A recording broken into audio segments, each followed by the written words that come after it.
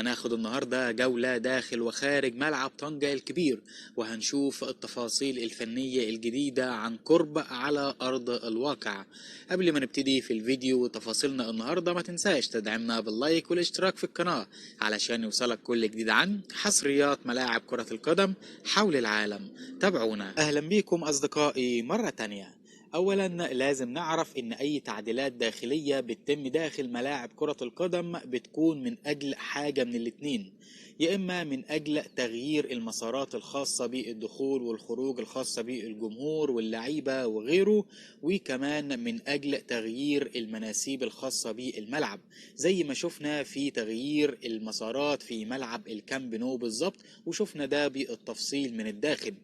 اما النوع الثاني اللي بيتم عمله وهو زي اللي شفناه في ملعب طرابلس الدولي في دولة ليبيا، كان بيتم عمل التغييرات الداخلية او التعديلات من اجل ان الخرسانة لا تتحمل الاحمال الكبيرة اللي عليها لانها بقت قديمة ومتهالكة، علشان كده تم تغييرها من اجل سلامة المنشأ. اما اللي بيتم عمله في ملعب طنجة الكبير فهو من النوع الاول، وهو تغيير المسارات الخاصة بالدخول والخروج ومن اجل تغيير المناسيب الخاصة بالملعب، سواء بإزالة الحوائط القديمة اللي كانت متواجدة في نهاية المدرج الارضي، لانه بقى اصبح في مدرج جديد تم تخليقه اقل في المنسوب، فهيكون بالتأكيد في حوائط اخرى اللي هتشكل كل المسارات الداخلية اللي هتحدد دخول وخروج اللعيبة، وكمان الجمهور هيكون منين، وكمان عمل الدورات المياه والكافيتريات وكل الغرف الداخلية بمختلف نوعها الوظيفي. بالتأكيد ان الاعمال الداخلية هتاخد وقت لانك بتعمل تغيير في محيط الملعب بالكامل من الداخل، يعني مش مجرد منطقة او اتنين، لا ده المحيط الداخلي بالكامل. واما عن الاعمال المتبقية داخل الملعب او في الاعمال الظاهرة وهي المدرجات سواء في الشمالية او الجنوبية، فبيتم عمل حاليا طبقة الاس او جي او الاسلابون جريد اللي هي خاصة بطبقة التأسيس لامتداد المدرج الارضي، علشان بعدها مباشرة يتم عمل الاعمدة الباقية اللي هتشيل المدرج، وديت الاعمال الباقية حتى الان في الاساسات الخاصة بالمدرجات.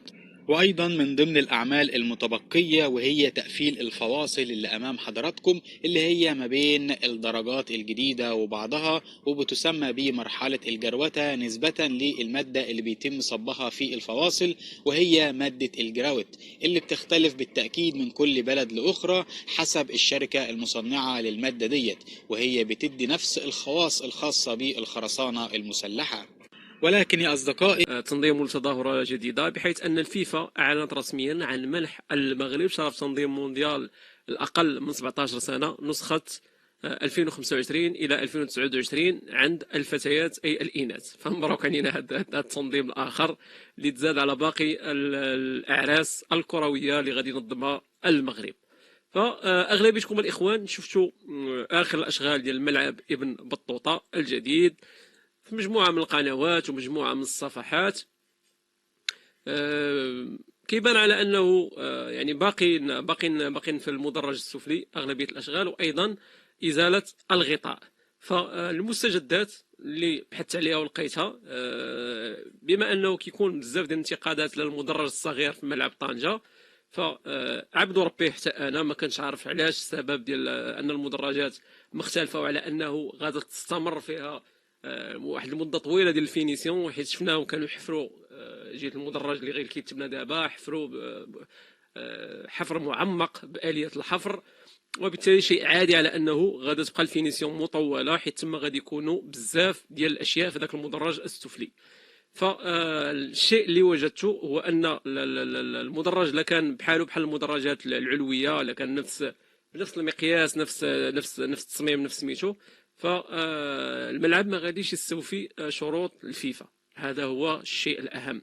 فالمدرج الصغير ضروري لاحداث صالات وقاعات واماكن لذوي الاحتياجات الخاصه، كما هو مكتوب في دفتر تحملات الفيفا. اما بناء مدرج كبير واحد فلا يمكن، لا يعني ما يمكنكش من انك دير هذه الاماكن والمجموعه من المرافق اللي غادا تكون في هذاك المدرج السفلي كيف ما كنقولوا في الاسفل.